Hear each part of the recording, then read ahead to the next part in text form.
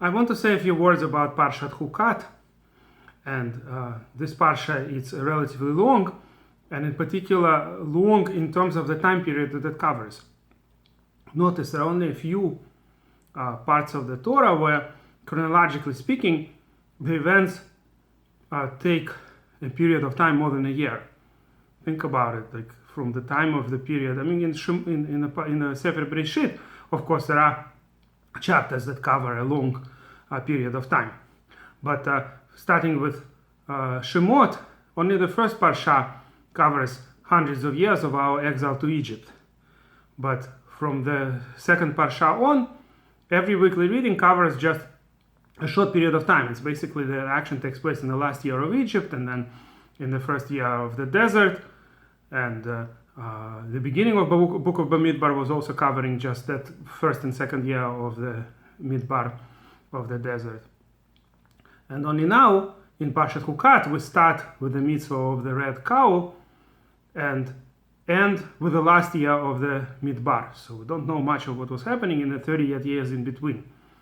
So the Parsha starts with the period of time that was still when the commandments were given, right after the giving of the Torah, and ends with the last year of the desert. 38 years are somewhat skipped. And a lot of different subjects are covered in our Parsha. I'll just mention a few interesting ideas. First of all, of course, the red cow, the ashes, the rashes, the ether of the red cow was used to purify a person who came in contact with the dead. Most of the laws of ritual purity were discussed in Sefer Vayikra. And this particular law is mentioned in our Parsha, maybe in the context of the death of Miriam, the sister of Moshe, or for some other reason. But this particular law of Para Aduma, the red cow, of course, we cannot fulfill this today. Other types of purifications we could do today as well. A person who became unclean, for instance, by touching a dead animal, or a person who, let's say, had relations with his wife, that makes a person ritually unclean. All kinds of other things that make a person unclean. Usually the purification means immersion in a natural body of water, mikvah, or some sea, or river in certain cases. So that can be done today. But touching of the dead person, that impurity can only be purified, like our Parsha tells us, through the ashes of a red cow. So that's why we consider today always to be ritually unclean. That's why we cannot enter certain areas where the temple stood, and we cannot eat certain types of foods. For example, the laws of Trumah that were mentioned in the last Parsha, in Parshat Korach and in other places, a Kohen would be given usually 2% of the crop, and they would eat it. But today they cannot eat it because we're all unclean, we're all ritually unclean. So to challah, at least in the land of Israel, the challah has to be eaten in full ritual purity. Outside the land of Israel, actually, since the challah is only rabbinical law, the sages were somewhat more lenient, and a Kohen who is at least immersed in the mikvah can eat the challah even though they're unclean from the point of view of not being purified with the ashes of red cows. So in theory, at least outside the land of Israel, challah can be eaten by Kohanim. But in biblical level, in the land of Israel, challah, truma, and all kinds of other foods, of course, all the sacrificial meat, all of that had to be eaten in ritual purity. And that we cannot do today because we're all unclean. Also in this Parsha, of course, the sin of Moshe is mentioned. It's very unclear, and the Torah is purposefully making it unclear. What did Moshe do wrong? The most well-known explanation is the explanation of Rashi, that Moshe used his staff to strike the rock instead of speaking to the rock. And there are all kinds of other explanations what he did wrong. As Abarbanel and others explain, there are so many different explanations, at least 10 or more explanations of what exactly did Moshe do. Certainly Hashem judged him much stricter than a regular person would be judged under similar circumstances. But whatever the sin of Moshe is, as one rabbi said, Moshe did one sin, and the commentators already explained 10 different sins. Because of one sin of Moshe, he is explained to have done at least 10 different things wrong. Abarbanel himself, by the way, concludes that the main sin of Moshe was before, when he sent the spies, not during this time. And the main sin of Aaron was at the time of the golden calf, and he helped build the golden calf. But these particular actions, whatever happened in our Parsha, was more like a last drop of sorts, kind of not the main reason why Moshe ended up dying in the desert, right? The punishment that Moshe was given, as the Torah says, is that Hashem said, you're not going to enter the land of Israel, you'll die in the desert. There are good reasons for it too. Moshe, in a way, as the leader of the generation, bears responsibility for his generation, just like his whole generation ended up dying in the desert, like we read 2 Parshas ago in Parshat Shalach. So too Moshe ended up dying in the desert, and one day he will join back in life with the righteous of his generation. Whatever the case may be, in our Parsha there are also a lot of songs, interestingly. Not the songs in the sense that there are certain places in the Torah where the text is written in a different format. There are only 2 such songs, Shir Shel Yam and Shir Ha'azinu. But in the more general definition of songs, meaning a kind of poetry, biblical poetry, and in fact sometimes Torah actually says the word Shir, Shirah, in that sense there are a lot of different proverbs and songs and different expressions. They're never rhythmical. The Torah almost never uses rhymes. So when we say song, it doesn't mean a song with rhymes, like the word song in English usually implies. But those types of songs exist in the Torah in many places that are, it's clearly less of a prose. I mean, all of the Torah, in a sense, is a song, right? That's why we say verse when we talk about a sentence in the Torah. But still, most of the Torah is closer to a prose, as opposed to a few places in the Torah, for instance, the blessing of Yaakov. It's not a shir, it's not written as a shir, it's written just like regular text, but still it's more of a song. And of course, the blessing of Moshe before he died, in Parshat Vizot HaBracha, that the blessing he gave to Jewish people. And in our Parsha, there are a few different songs mentioned with regards to various wars that existed between the Amorite kings and the Moabites and the Ammonites and whatever other nations. Interestingly, in the end of our Parsha, of course, we learn about how Moshe wanted to just pass through the lands of Amorite kings, Sihon and Og, and they didn't let him pass, and they preferred to wage war with our people. And the Haftorah that was chosen relates to that particular Parsha. The Haftorah was chosen from the book of Judges, the book of Shoftim, about the story of Yiftach. Somewhat later, a few generations later, 300 years, according to Yiftach passed. And all of a sudden, the king of Amon claims that the Jews took away my land. This was the part of today's Jordan. The Jews lived in part of that land, and Ammonites lived in a different part. By the way, the old capital of Amon, Rabbah, is where supposedly the capital of Jordan today, Amman, is. Of course, the Jordanians today are mostly Arabs, but they, took some of the ancient names, just like let's say today's Palestinians call themselves Palestinians because of Plishtim, because of what the Romans called this place Palestine, right? This was long after all of Plishtim were long gone. Plishtim can be only found by archaeologists. There are no descendants of Plishtim as a nation anywhere. Plishtim were from Greek Isles, but the Arabs today that call themselves Palestinians are just regular Arabs that entered the land of Israel at various times. According to UNRWA definition, anybody who lived less than 2 years in the land of Israel is already considered a Palestinian refugee if they ran away at the time when the Arabs were trying to destroy all the Jews, and they told the people to run away, their people, hoping that they'll just kill all the Jews and then they'll be able to enter back. So anybody who lived in the land of Israel for less than 2 years is already considered a Palestinian refugee, and all of his descendants. A unique case where the number of refugees, instead of getting smaller, is becoming bigger and bigger, and they grew somewhat like 20 times or whatever.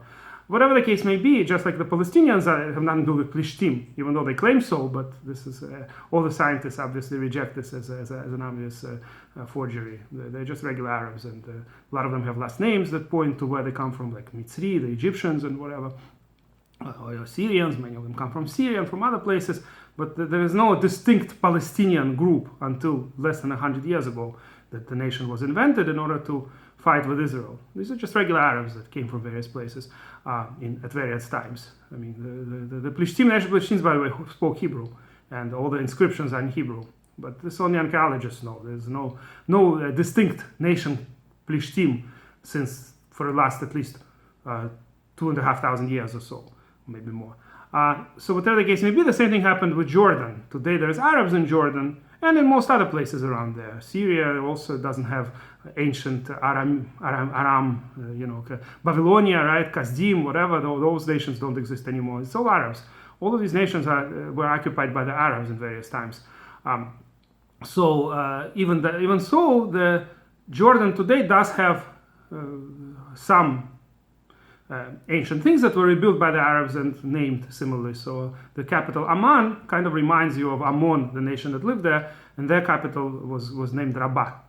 So this nation Amon all of a sudden decided to wage war with the Jewish people and said, oh, you took away our land. The truth is the Jews never fought with Amon and never took the land of Amon. They took the land that Amorite kings at some point took from Moabites and Ammonites maybe. But it has nothing to do with the Jews. The Jews fought with Amorite kings, and as Yiftach told him back, where were you for the last 100 years? But there's always excuses. If you want an excuse, there's always an excuse. Turks also remember the times when they used to own all of these lands, including the land of Israel. A lot of different nations controlled the land of Israel throughout various times of history, and all of them make claims at various times. When hundreds of years pass, and they still make those claims. By the way, Turks, it didn't. The time that passed is not even so long. Turks lost the land of Israel after World War I. They joined Germany, and when the Allies won over Germany, they basically took away all that land from the huge Ottoman Empire and divided it between the British, the French, and whatever other colonizers. So coming back to Yiftach's answer, it didn't really matter, of course, because with these types of people, you can't argue. It's not like they want to win the argument. They just want to fight, but they need an excuse, so they use all kinds of excuses to fight. So Yiftach therefore had to fight Amon, and he won, and that's what we read in Haftorah. Very much reminds you of the situation today, when Israel made that huge mistake, thinking that you could just talk to the Arabs and just be nice to them, and this way maybe they'll agree on some kind of a reasonable compromise, and 2 states with 2 people or something like that. But what happened is, of course, October 7th. We know exactly what happens when you try to pacify the aggressors. The people who are willing to kill, murder, rape, kill babies. I mean, these monsters, there's no way to talk to them. None of them want 2-state solution. They don't believe that Jews could have any state in any borders. So therefore, the only way until the times of Moshe is to fight. Unfortunately, this is the idea that people used to think that, okay, even though Moshe didn't come, but we could already use the prophecies at the times of Mashiach when there will be no war. Unfortunately, when you assume that you could do that, but everybody else doesn't, everybody around you still continues to wage war, then you'll be in big trouble. When the Israeli army did not do its job for just about half a day, in that time period, more than 1,000 Jews were killed in the most monstrous ways. So the only way, unfortunately, today is to have peace through strength. There will come a day, we believe there will come a day when nations will not raise swords against each other, and the Jewish people will be accepted. The tiny 1% of the huge lands that the Allies gave to the Arab states, the newly formed Arab states, on the territory that was controlled by Turkey until then. And the 1% where they wanted to have a Jewish state. By the way, at that time, even Jordan was supposed to be part of it. Originally, when the Allies, the League of Nations, decided to have to help build a Jewish home in our ancestral land, the Jordan would be included. But the British took away, that's already like 4/5 or something of that land, and gave it as a separate kingdom of Jordan, where a Jew cannot buy any land at all. It's a death penalty in Jordan to sell land to the Jew. Can you imagine? But, in the remaining tiny part of the land, even there, the end happened as we know, is that when the UN voted for the partition plan, the Jews accepted it and the Arabs wanted to destroy all the Jews and make another Holocaust. And when they lost, and then when they lost again, and the wars didn't seem to work well, then they started using politics as if they are the ones who are being, the poor Palestinians who are being discriminated and who are perpetual refugees. They were born already, the vast majority of the so-called refugees were born already in countries where this is their language, this is their religion, this is their culture. There's absolutely nothing distinct for them. They could easily be absorbed by all of these countries where they already are. And those who ended up not leaving and staying within Israel, they're full citizens. The Arabs are full citizens of Israel. So those who exist as full citizens, they should continue, and Israel is not planning to discriminate the Arabs who stayed. But those who are descendants of the refugees, so-called, 20 times as many as they used to be, instead of solving the refugee problem like with all the other cases, there are millions and millions of refugees that were all absorbed. And with Arab refugees, it's even easier because they are already in places where it's their culture, their land, their ancestral land, and their people. But no, the world had to invent a new nation, a Palestinian nation that has the constant claim, no matter how many generations will pass and how much they will grow, they will be constantly in special camps, and they will have a constant claim that they want to come back. That's why there's absolutely no solution, and that's why the leftists couldn't do anything either. When they offered Arafat practically the entire land that the so-called Palestinians claimed, Arafat didn't accept it. Why? Because of the refugee problem, because he also wanted Israel to accept all the descendants, grandchildren, great-grandchildren of all those people who are now in various lands, that they should all come back to Israel, and therefore Israel will cease to exist immediately. And these people will know exactly how they will behave and what exactly they'll do to the Jews. October 7th only showed what they always were planning and never hid it. So that's why there is really no solution, at least at hand. The two-state solution might have worked if the other side would accept some kind of a reasonable Jewish state in some reasonable, protectable borders. But the other side is totally not interested in that. It's not, Sweden that's next to Israel, but it's people who believe, and a lot of them, according to their religion, believe that Jews have no rights for any kind of land or for any kind of state, and they only can be second-class citizens at best, or they should all be killed at worst.